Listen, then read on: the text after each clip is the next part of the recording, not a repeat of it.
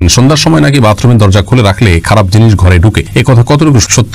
দৃষ্টিশক্তি ও স্মৃতিশক্তি বৃদ্ধির উপায় কি? সালাতে পা ঢাকা কি মেয়েদের জন্য ফরজ? সন্ধ্যাবেলা ঘর ঝাড়ু দিতে হয় না, এ ধারণা কি সঠিক? নামাজের সিজদার সংখ্যা ভুলে গেলে করণীয় কি? বিছানায় সালাত আদায় করা কি জায়েজ হবে? অন্ধকারে নামাজ আদায় করা যাবে কিনা? সিজদার সামনে মোবাইল রেখে নামাজ আদায় করলে কোনো সমস্যা হবে কিনা? জায়নামাজের উপর কাবার ছবি থাকলে এটা কতটুকু সঠিক? উঁচু দাঁত নিচু করা যাবে কিনা? প্রচলিত আছে শনিবার মঙ্গলবার অশুভ, এ কথার কোনো ভিত্তি আছে? মাসিকের সময় কি আজানের জবাব দেওয়া যাবে? মৃত মানুষের নামে কিছু বলা হলে সেটাও কি গীবত হবে? জুমার নামাজের দ্বিতীয় আজান বা একামতের জবাব দিতে হবে কি? রিজবি নীরব আপনি জানতে চেয়েছেন অন্ধকারে নামাজ আদায় করা যাবে কিনা? অন্ধকারে নামাজ আদায় করা যাবে, তবে আলো থাকতে বিনা কারণে অন্ধকার করে নামাজ আদায় করা উচিত নয়। মিনা পারভিন আপনি জানতে চেয়েছেন মাসিকের সময় কি আজানের জবাব দেওয়া যাবে? উত্তর হলো যাবে, কোনো অসুবিধা নেই। মাসিকের সময় আপনি জিকির আজকার করতে পারেন, দোয়া দুরূদ পড়তে পারেন, আল্লাহর কাছে দোয়া প্রার্থনা করতে পারেন, আজানের জবাব দিতে পারেন, কোনো অসুবিধা নেই। ফারিহা আপনি জানতে চেয়েছেন নামাজের সিজদার সংখ্যা ভুলে গেলে করণীয় কি? যদি রাকাত সিজদার সংখ্যা নিয়ে আপনার ভুল হয় তাহলে সেক্ষেত্রে আপনি বেশিরভাগ যেটা মনে হয় মন যেদিকে বেশি ঝোঁকে, দুইটা না একটা, দুইটার দিকে মন ঝুঁকে বেশি থাকলে আপনি দুইটা ধরে রাখবেন, শেষে সিজদা সৌ দিয়ে নেবেন। আর যদি একটার দিকে মন বেশি ঝুঁকে তাহলে আরেকটা দিয়ে শেষে সিজদা সৌ দিয়ে নেবেন। আর যদি কোনো দিকে মন না ঝুঁকে তাহলে কমটা ধরে অর্থাৎ একটা ধরে আরেকটা সিজদা দিয়ে লাস্টে সিজদা সাও দিয়ে নেবেন, তাতে নামাজ হয়ে যাবে ইনশাআল্লাহ। এরপরে এমডি তানভীর হায়দার আপনি জানতে চেয়েছেন জুমার নামাজের দ্বিতীয় আজান বা একামতের জবাব দিতে হবে কি? এটা নিয়ে ওলামা কেরামের মত পার্থক্য আছে। বিশুদ্ধ মত অনুযায়ী নীরবতা অবলম্বন করতে হবে, জবাব দেওয়া আবশ্যক নয় জুমার দ্বিতীয় আজানের। রাহিম আখতার জানতে চেয়েছেন প্রচলিত আছে শনিবার মঙ্গলবার অশুভ, এ কথার কোনো ভিত্তি আছে? না বোন, এ কথার কোনো ভিত্তি নাই, এগুলো কুসংস্কার। দিন সবগুলো আল্লাহ তাআলার। নবী সাল্লাল্লাহু আলাইহি ওয়াসাল্লাম বলেছেন, আল্লাহ রাব্বুল আলামিন হাদিসে কুদসিতে বলেছেন, আনাদ-দাহর উকাল্লিবুল লাইলা ওয়ান নাহার লা তাসুবুদ দাহর, তোমরা আর সময়কে গালমন্দ করো না, সময়কে খারাপ বলো না, কারণ আমি সময়কে পরিবর্তন করি। অতএব শনি এবং মঙ্গল এগুলো যিনি সৃষ্টি করেছেন, বৃহস্পতি বুধ অন্য দিনগুলো তিনি সৃষ্টি করেছেন। কোনো দিনের মধ্যে কোনো প্রকার আপনার অমঙ্গল নেই। কোনো দিনকে অপয়া মনে করা এটি আমাদের ঈমান বা বিশ্বাসের সাথে সঙ্গতিপূর্ণ নয়।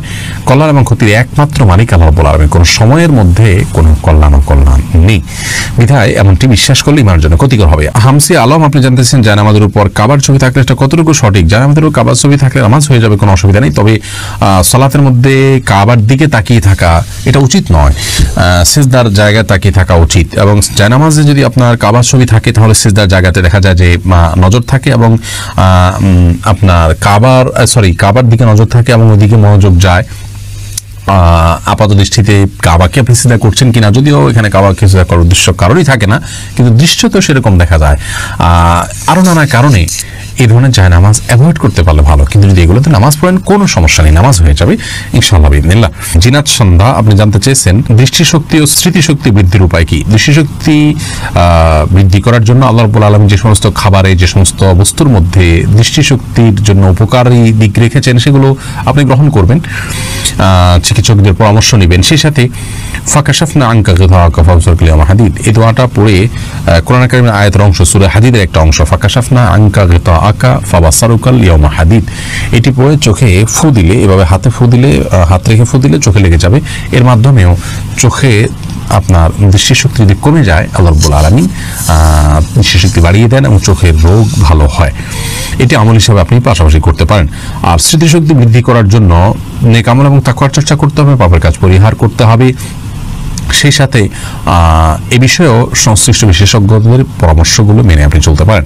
জহিরুল ইসলাম জানতেছেন বিছানায় সালাত আদায় করা কি জায়েজ হবে? বিছানায় সালাত আদায় করা অবশ্যই জায়েজ হবে, বিছানার মধ্যে পাক থাকে কোনো অসুবিধা নেই।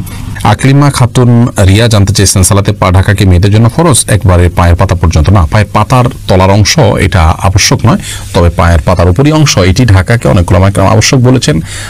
এজন্য যথাসম্ভব লম্বা আপনার পোশাক পরে এটাকে ঢাকার চেষ্টা করা উচিত, যদিও অনেক ওলামা কেরাম বলেছেন টাকনু পর্যন্ত ঢাকলেই চলবে। দুই পক্ষের ওলামা কেরামের দলিল এবং যুক্তি রয়েছে। আমরা ইবাদতের ক্ষেত্রে সতর্কতা এবং এহতিয়াতপূর্ণ মতটা গ্রহণ করতে গেলে আমরা বলবো যে পাতা আর উপরিভাগ এটা যেন ঢেকে যায়, সেজন্য দীর্ঘ কোনো কাপড় বা লম্বা কোনো কাপড় আপনি পরুন, তবে তলা ঢাকতে হবে এটি আবশ্যক নয়। অনেকে মোজা পরে নেন, মোজা পরার জন্য এরকম কষ্ট করার বা কসরত করার কোনো প্রয়োজন নেই, কারণ কোনো হাদিসে মোজা পরার কথা বা তলা ঢাকার কথা বলা হয়নি। এনার্জেটিক শান্ত আপনি জানতে চেয়েছেন মৃত মানুষের নামে কিছু বলা হলে সেটাও কি গীবত হবে? হ্যাঁ, জীবিত মানুষের মূলত গীবত হয়, কিন্তু কোন মানুষ মারা গেছেন তারও যদি দুর্নাম করান তো সেটাও গুনাহ হবে। নবী করিম সাল্লাল্লাহু আলাইহি সাল্লাম নিষেধ করেছেন মৃত ব্যক্তির সমালোচনা করতে। তিনি বলেছেন, মৃত ব্যক্তির তোমরা সমালোচনা করো না, কারণ তিনি তার কর্মের ফল পর্যন্ত পৌঁছে গেছেন। তিনি যদি ভুল কিছু করে থাকেন তাহলে তার পরিণামের মুখোমুখি তিনি হয়ে গেছেন। আপনি এখন কেন তার সমালোচনা করতে যাবেন? তার ভালো গুণগুলো আলোচনা করুন। নবী সাল্লাল্লাহু আলাইহি সাল্লাম বলেছেন, উযকুরু মাহাসিনা মাউতাকুম, তোমাদের মৃতদের ভালো গুণগুলো তোমরা আলোচনা করো, খারাপগুলো আলোচনা করো না। এখান থেকে বোঝা যায় মৃত ব্যক্তির সমালোচনা করা জায়েজ নয়। শারমিন জাহান জানতে চেয়েছেন, সন্ধ্যাবেলা ঘর ঝাড়ু দিতে হয় না, এ ধারণা কি সঠিক? না, এটি সম্পূর্ণ কুসংস্কার। সন্ধ্যাবেলা ঘর ঝাড়ু দেওয়া বা প্লেটের পানি বাহিরে ফেলার সাথে আপনার কোনো ক্ষয়ক্ষতির কোনো সম্পর্ক নেই, কোনো কিছু হবে না। দিনের বেলা যেরকম ঝাড়ু দেওয়া যায়, সন্ধ্যাও দেওয়া যায়, রাতেও দেওয়া যায়, এবং রাতেও প্লেটের পানি চাইলে বাইরে ফেলতে পারে কেউ, কোনো সমস্যা নেই। এগুলো হিন্দু ধর্মের বিভিন্ন বিশ্বাস আমাদের উপরে ভর করেছে, এবং সেটার কারণে আমরা মনে করি এগুলো ক্ষতিকর। এরকম বিশ্বাস করলে বরং সেটা ঈমানের জন্য ক্ষতিকর হবে। আরিফুল ইসলাম জানতে চেয়েছেন, সিজদার সামনে মোবাইল রেখে নামাজ আদায় করলে কোনো সমস্যা হবে কিনা? যদি মোবাইল এমনভাবে রাখেন যে সেখানে কল আসলো, কে কল করলো না করলো এটা আপনি দেখছেন, তাহলে তো এটি আপনার সালাতের মনোযোগ নষ্টের কারণ। সালাতের যে মূল প্রাণ মনোযোগ সেটাই নষ্ট হয়ে যাবে। আল্লাহ শরণার্থে সালাত, সেটি আল্লাহ শরণার্থে হবে না, অন্যদিকে মনোযোগ যাবে। সেই জায়গা থেকে মোবাইলকে আপনি উল্টিয়ে রেখে সালাত আদায় করলে নামাজ হয়ে যাবে ইনশাআল্লাহ বিইذনিল্লাহ। এমনকি আপনি যদি উল্টিয়ে না রেখে সালাত আদায় করেন, সালাত আপনার প্রথাগত পদ্ধতি অনুযায়ী হয়ে যাবে, কিন্তু এটির নিষ্প্রাণ সালাতের মতো হবে, অর্থাৎ এই সালাতের মনোযোগ নষ্টকারী হবে। সেই জায়গা থেকে মোবাইলকে আপনি উল্টা করে রেখে আপনি সালাত আদায় করা যেতে পারে। উম্মে সালমা জানতে চেয়েছেন, উঁচু দাঁত নিচু করা যাবে কিনা, তাতে কি সৃষ্টির পরিবর্তন হবে নাকি এটা ত্রুটি?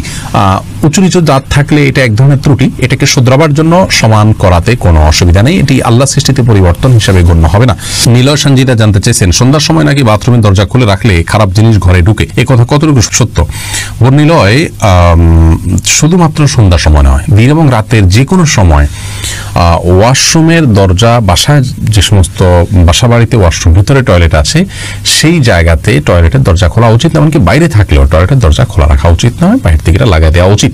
কারণ দুষ্ট জিনের সবচেয়ে বড় তাদের অবস্থানের জায়গা হলো এই টয়লেটগুলো। নবী করিম সাল্লাল্লাহু আলাইহি ওয়াসাল্লাম বিভিন্ন হাদিসে সতর্ক করেছেন, এবং এটি বিভিন্ন অভিজ্ঞতার আলোকেও প্রমাণিত আমাদের কাছে।